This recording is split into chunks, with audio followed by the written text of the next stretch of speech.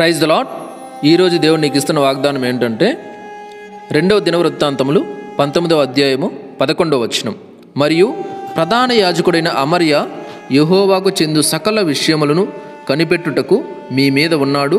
యూదా సంతతి వారికి అధిపతియు ఇస్మాయేలు కుమారుడనగు జబద్య రాజు సంగతుల విషయంలోనూ పైవాడుగా ఉన్నాడు.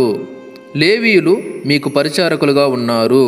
ధైర్యం వహించుడి, మేలు చేయుటకై యెహోవా మీతో కూడా ఉన్నాడు.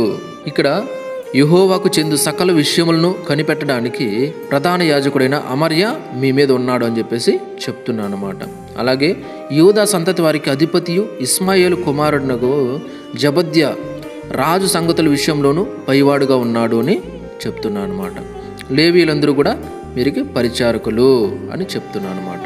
అలాగే మీరు ధైర్యం వహించండి, మేలు చేయుటకు యెహోవా మీతో కూడా ఉన్నాడు అని చెప్తున్నాడు అనమాట. అంటే ఏంటంటే చూడండి, ఇక్కడ దేవునికి సంబంధించిన ప్రతి విషయంలో కూడా వీరు దేవుని పని జరిగించడంలో, దేవునికి ఇష్టానుసారంగా జీవించడంలో, దేవుని విషయాలన్నింటిలో కూడా దేవుని విషయమై చూసుకోవడంలో అన్నింటిలో కూడా వీటన్నిటిలో కూడా దేవునికి ఇష్టంగా ఉన్నారు కాబట్టి, దేవుని పని చేయాలని ఆరాటంలో ఆశలో ఉన్నారు కాబట్టి, వారు ముందుకు కొనసాగుతున్నారు కాబట్టి అందుకు దేవుడు చెప్తున్నాడు అనమాట. మీరు ధైర్యంగా ఉండండి, ఏం టెన్షన్ పడొద్దండి, మీరు ధైర్యంగా ఉండండి, మేలు చేయడానికి యెహోవా మీతో కూడా ఉన్నాడు అని చెప్తున్నాడు అనమాట.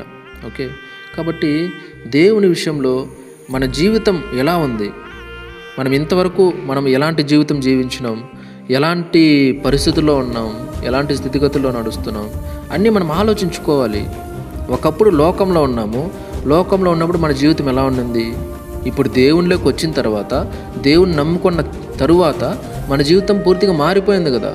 మన జీవితం సమస్తాన్ని కూడా మొత్తం దేవుడు మార్చేస్తున్నాడు. మన పరిస్థితులు మార్చేసినాడు, స్థితిగతులు మార్చేస్తున్నాడు.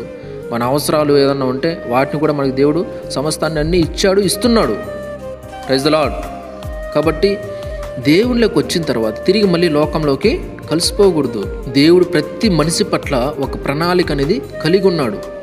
ఆ ప్రణాళికను బట్టి దేవుడు ప్రతి ఒక్కరిని కూడా ఏర్పరచుకున్నాడు. కానీ ఏ ఒక్కరు కూడా దేవుని వద్దకు వచ్చి ప్రభువా మనిషి పుట్టుకకు కారణం ఉంది, ఏమి కారణము అంటే నీవే చేసింది, నువ్వే కాబట్టి ఆ కారణం అనేది నీకు మాత్రమే తెలుసు, ఇంకెవ్వరికి కూడా తెలియదు. మనిషి పుట్టుకైనా మరణమైనా ఆ రెండు నీ వద్దనే ఉన్నవి. కాబట్టి నువ్వు ఆ మనిషిని ఎందుకు చేసినావు, ఏ ఉద్దేశంతో చేసినావు అంటే దేవుడు చెప్తాడు.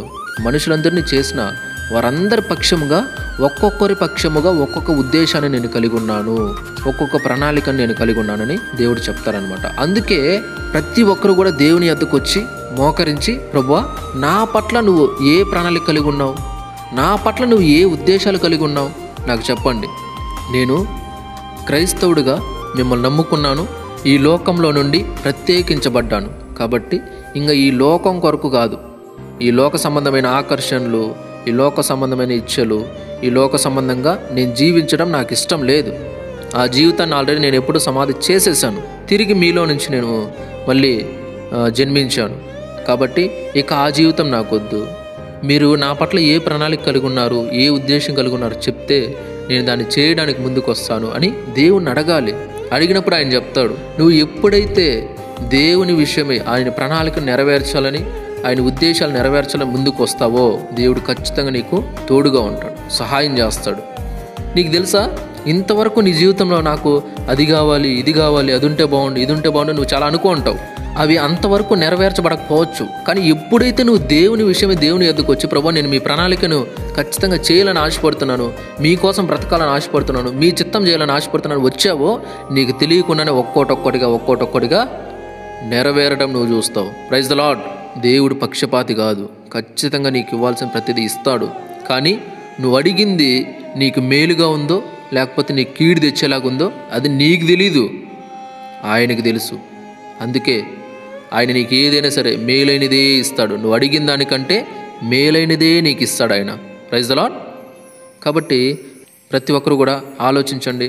ప్రతి ఒక్కరి పక్షముగా దేవుడు ఒక ఉద్దేశాన్ని అయితే కలిగి ఉన్నాడు. కాబట్టి ఆయన ఎద్దకు రండి, ఆయన ఆలోచన అడగండి. ప్రభువా నేను మీ ఆలోచన నెరవేర్చాలనుకుంటున్నాను, మీ ఉద్దేశాలని నేను నెరవేర్చాలని అనుకుంటున్నాను, నాకు సహాయం చేయండి, మీ శక్తినివ్వండి, మీ బలాన్ని ఇవ్వండి, మీ ఆత్మతో నింపండి, మీ ఆత్మ అభిషేకం నాలో నింపండి, దేవా నాకు సహాయం చేయండి అని చెప్పండి. అప్పుడు ఖచ్చితంగా దేవుడు మీకు సహాయం చేస్తాడు. అందుకే దేవుడు ఈ వాక్యంలో చెప్తున్నాడు ఏమంటే, ధైర్యం వహించుడి, మేలు చేయుటకై యెహోవా మీతో కూడా ఉండును అని చెప్తున్నాను అనమాట. మీరు దేవుని విషయంలో దేవుని పని చేయాలని వస్తే టెన్షన్ పడాల్సిన పని లేదు, భయపడాల్సిన పని లేదు, ధైర్యంగా ఉండొచ్చు. మీకేం కావాలో మీకు కాదు కానీ దేవునికే బాగా తెలుసు. కాబట్టి ఆయన ఖచ్చితంగా మీకు మేలు చేస్తాడు, సాయం చేస్తాడు. అన్ని విషయంలో ఎందుకు కూడా రండి, దేవుని దగ్గరికి రండి, ప్రార్థించండి, మోకరించండి. మనం లోకంలో ఎంతోమందికి ఎక్కువ సమయాన్ని కేటాయిస్తూ ఉంటాం. అంటే ఫోన్ చేస్తే గంట సేపు అయినా కూడా ఫోన్ చెవిలోంచి దించం.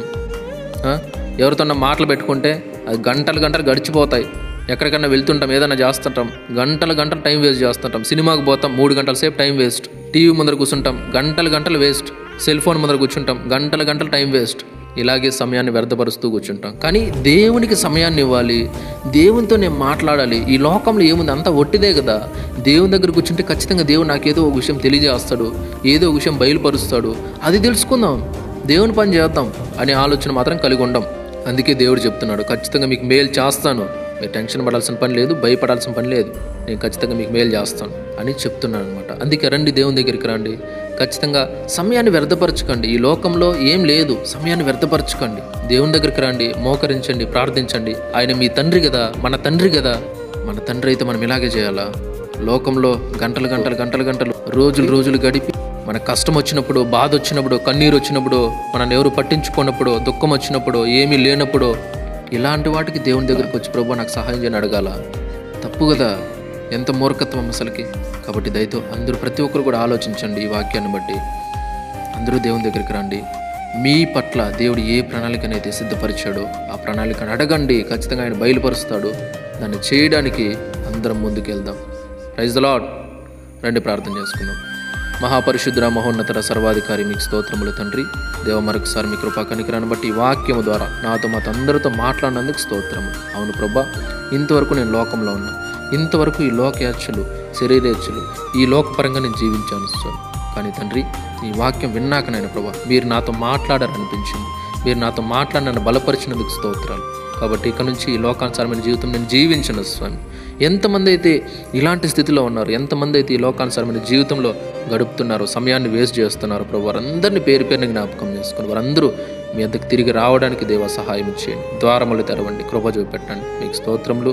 ఇప్పటికీ ఈ వాక్యాన్ని బట్టి మీ వద్దకు వచ్చిన వారు, మీ వద్ద క్షమాపణ కోరుచున్నవారు, మీ వద్ద తప్పులు ఒప్పుకుంటున్నవారు, మీ వద్ద తండ్రి ఇక నుంచి నేను సమయాన్ని వ్యర్థపరచును, టైం వేస్ట్ చేయను తండ్రి, నా పట్ల మీరు ప్రణాళికను కలిగి ఉన్నారని నేను నమ్ముచున్నానయ్యా. ఆ ప్రణాళికను, ఆ ఉద్దేశాన్ని నాకు బయలుపరచండి. నేను ఆ ప్రణాళికను, ఉద్దేశాన్ని నెరవేర్చాలని ఆశపడుతున్నాను. ఎంతమంది అయితే మీ వద్దకు వచ్చారు వారందరికీ దయతో వారి పట్ల మీరు ఏ ప్రణాళిక, ఏ ఉద్దేశం కలిగి ఉన్నారో దయతో వారికి బయలుపరచండి. వారందరూ కూడా నేను ప్రభా మీ చిత్తాన్ని చేయడానికి, నేను ప్రభు ముందుకు అడుగులు వేయడానికి కూడా మీరే వారికి తోడుగా ఉండమని, సహాయం చేయమని, క్షేమాన్ని ఇవ్వమని, ప్రతి ఒక్కరికి కూడా మీ వాక్యం చెప్పిన రీతిగా మేలు జరిగించమని, సహాయం అందించమని, కృప చూపెట్టమని. ఈ వాక్యాన్ని ఎంతమంది అయితే చూస్తున్నారో, ఎంతమంది అయితే ఎవరెవరికైతే షేర్ చేస్తున్నారు, ప్రతి ఒక్కరిని పేరు పేరున దీవించండి, ఆశీర్వదించండి. వారు ప్రతి అవసరాన్ని తీర్చమని, సహాయం చేయమని, నజరేయుడైన యేసయ్య అతి పరిశుద్ధ నామములో ప్రార్థించి, స్తుతించి, గణపరిచి, మహిమపరిచి సమస్తాన్ని మీ పాదాల చెంత పెట్టి వేడుకుంటున్నాం తండ్రి. ఆమేన్. దేవుడు మీ అందరిని దీవించి ఆశీర్వదించును గాక. ఆమేన్.